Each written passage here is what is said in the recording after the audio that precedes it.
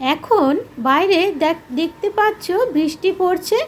তো আমি ভাবলাম কেননা আমার কাছে যেই জিনিসটা আছে সেটা দিয়ে পকোড়া বানাই।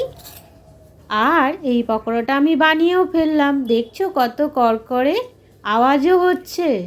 আর এটাকে আমি কেটেও দেখাচ্ছি যে ভেতরটা কতটা সুন্দর আর ফ্লফি হয়েছে।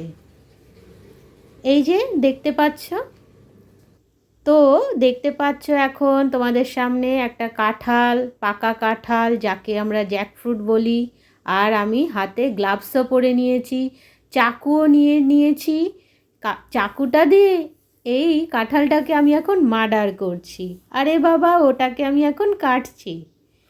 তো এইবার দেখছো কিভাবে আমি কেটে ফেললাম এই কাঁঠালটাকে। এটা খাজা কাঁঠাল, মানে কাঁঠালটা একবারে গলা নয়, একটু শক্ত শক্ত আছে। ভালো করে আমি এটাকে সব কিছু ছাড়িয়ে নিলাম। আর এর ভেতরে যে বীজ থাকে সেটাকেও বার করতে হবে। আর বার করে নিয়ে ওর ভেতরে আরেকটা পাতলা আস্তরণ থাকে, মানে লেয়ার। ওই লেয়ারটা কিন্তু বাদ না দিলে চলবে না, ওটাকে অবশ্যই বাদ দিতে হবে, কারণ ওটা খেলে পেটে ব্যথা শুরু হয়ে যাবে। এরপরে আমি আস্তে আস্তে সব কাঁঠালগুলোকে ছাড়িয়ে নিলাম। দেখতে পাচ্ছ ভিডিওতে কিভাবে আমি ছাড়ালাম। এরপরে আমি একটা ছোট্ট শিলনোড়াতে কি নিচ্ছি, প্রথমে আদা, তারপরে পুদিনা পাতা আর একটু নুন, দুটো লঙ্কা নিয়ে ভালো করে আমি এটাকে পেস্ট করে নেব, কারণ এটাই হচ্ছে আমার আজকের পকোড়ার মেন হিরোইন। এরপরে এই মশলাটা আমি ভালো করে কাঁঠালের ওপরে ম্যারিনেট করে নেব। আর এটাকে আমি 20 মিনিট রেখে দেবো, রেস্ট করব। তারপরে একটা বাসনে বেসন আর নুন, খাবার সোডা, জোয়ান, হলুদ আর এই মশলা যেটা আমি পেস্ট করে রেখেছি আর জল দিয়ে ভালো করে একটা স্মুথ ব্যাটার বানিয়ে নেব। এরপরে আমি যেই ম্যারিনেট যে কাঁঠালটা রেখেছিলাম, মানে জ্যাকফ্রুট, ওটাকে ভালো করে ডিপ করব।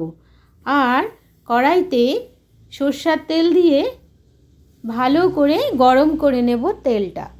তারপরে এই যে আস্তে আস্তে করে আমি এই ম্যারিনেট করা কাঁঠালটা এই তেলের ওপরে আস্তে আস্তে করে একটা একটা করে দেব, মানে পকোড়ার মতো ভাজবো।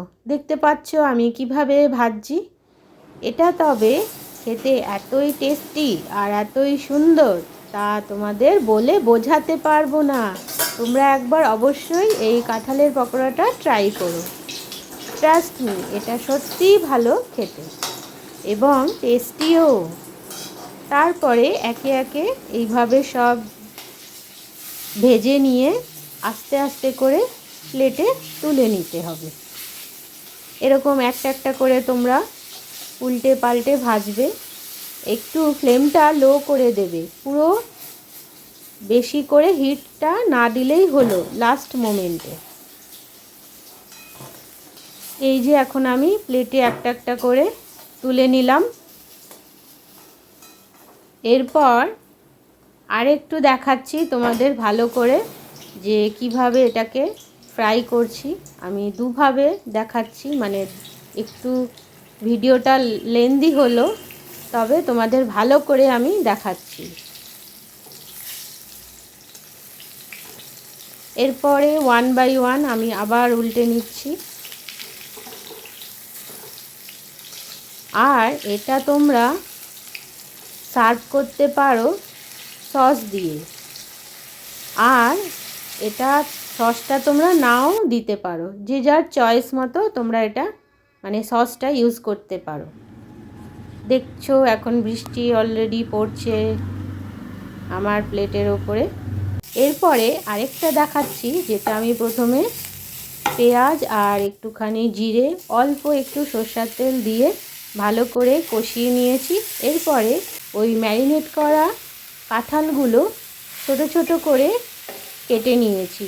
তারপরে এই ফ্রাইং প্যানের ওপরে কাঁঠালগুলো দিলাম, দিয়ে 10 থেকে 15 মিনিট ভালো করে ভেজে নিতে হবে। ওপর থেকে একটু নুন দিয়ে আরও খানিকক্ষণ নেড়ে চেড়ে নেবে। তারপরে ওপর থেকে একটুখানি জল মানে স্লাইড জল দিলেই তোমার আরেকটা রেসিপি রেডি। কাঁঠালের এই রেসিপিটা তোমরা ভাত, রুটি অথবা পরোটা যা কিছুর সাথে খেতে পারো। আজকের মতো টাটা, এনজয়।